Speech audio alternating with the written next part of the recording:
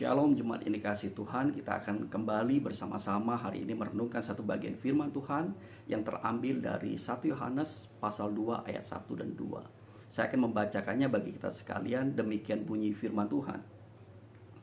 Hai anak-anakku, hal-hal ini kutuliskan kepada kamu supaya kamu jangan berbuat dosa. Namun jika seorang berbuat dosa, kita mempunyai seorang pengantara pada Bapa, yaitu Yesus Kristus yang adil. Dan ia adalah pendamaian untuk segala dosa kita. Dan bukan untuk dosa kita saja, tetapi juga untuk dosa seluruh dunia. Nah, saudara dikasih Tuhan, di tengah-tengah pandemi saat ini, kita mendengar ada banyak orang yang akhirnya harus terlilit hutang pinjol atau pinjaman online oleh karena kondisi ekonomi yang sulit.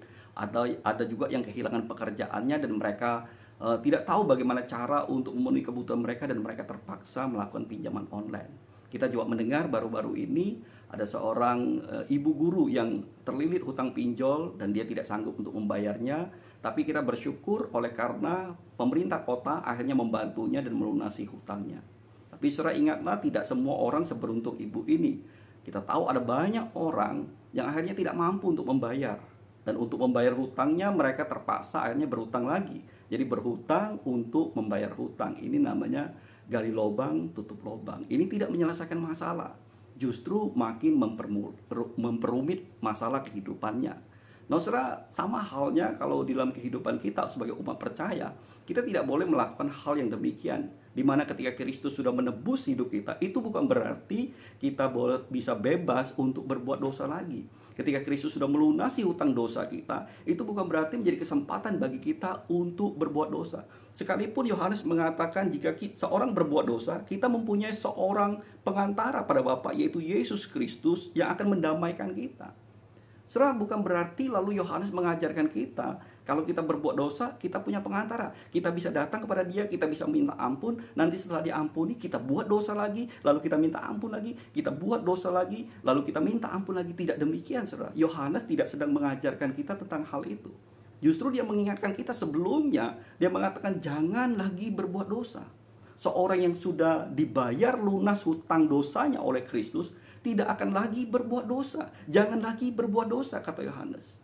Saudara, saya percaya kalau kita betul-betul mengerti anugerah Tuhan, kita menerima anugerah Tuhan, kita tahu kita ini dikasih oleh Tuhan, saya percaya kita tidak akan menjalani hidup yang sembarangan.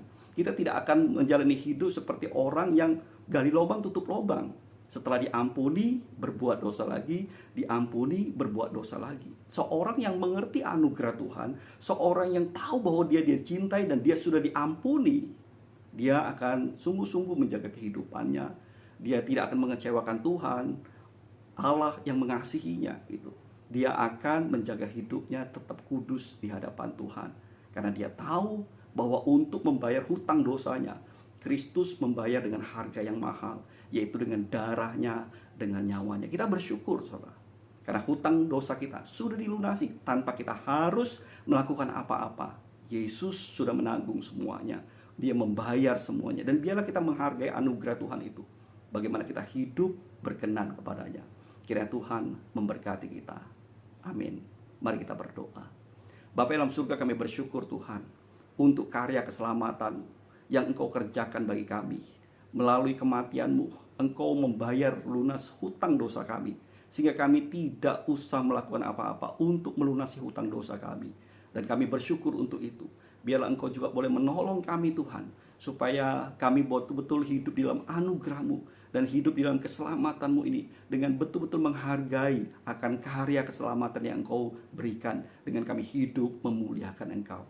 Terpujilah Engkau Bapa. Demi nama Tuhan kami Yesus Kristus kami berdoa. Amin.